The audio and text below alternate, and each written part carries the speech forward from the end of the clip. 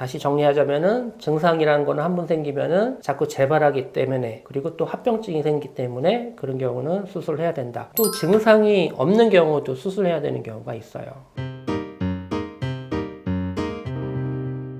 담석이 있다고 해서 어떤 증상을 일으키냐? 우선 가장 담석에 의한 특징적인 증상은 복통이에요. 복통은 주로 우상복부 아니면은 명치, 한 30분 정도 지속되는 복통을 가장 특징적인 담독성 통증이라고 하는데, 그 복통의 그 증상은 굉장히 심해요. 응급실 가는 경우도 흔하고요. 응급실 오면은 갑자기 급체했다, 아니면 위에 명치가 꽉 누르는 듯한 느낌이다, 그리고 통증이 굉장히 심하다, 그렇게 호소해서 응급실 갈 정도의 심한 통증을 호소하는 게 주된 증상이고, 그 지속 시간은 보통은 30분 이상, 그리고 보통 한 6시간 이내에서 또 증상이 서서히 아니면 갑자기 증상이 호전되는 그런 게 전형적인 담도성 통증이고, 우선 치료를 얘기하자면요. 여기서 말하는 치료는 수술인데요. 담석증이 있다가 해서 다 수술하는 건 아니고, 증상이 있을 때, 전형적인 담도성 통증이 있을 때는 수술이 필요하고요. 그런 담도성 통증이 한 번 생기면은 보통은 한 1년 내에 50% 재발을 하고 2년 내에는 70% 재발을 하기 때문에, 이런 한 번 생기면 증상도 재발되고 어떤 경우는 합병증 생길 확률도 높기 때문에 증상이 있는 담석증은 담낭 절제 수술이 필요합니다. 그리고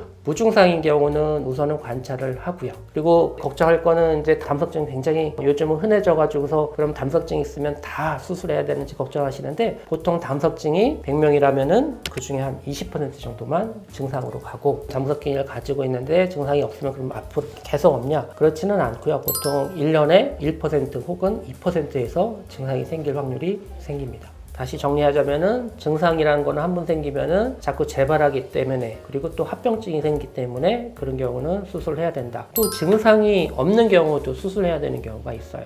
암이 생길 확률이 높은 담석은 수술을 해야 돼요. 그런 경우가 어떤 경우냐면은 담석이 3cm 이상으로 큰 경우, 그리고 이 담석 때문에 만성 담낭염이 생겨가지고서 담낭벽이 보통 4mm 이상으로 많이 두꺼워진 경우, 아니면은 그 담낭벽에 석회화가 돼서 도제성 담낭이 있는 경우는, 이런 담석증 같은 경우는 암을 생길 확률을 높이기 때문에 설사 증상이 없더라도 수술하는 게 원칙입니다.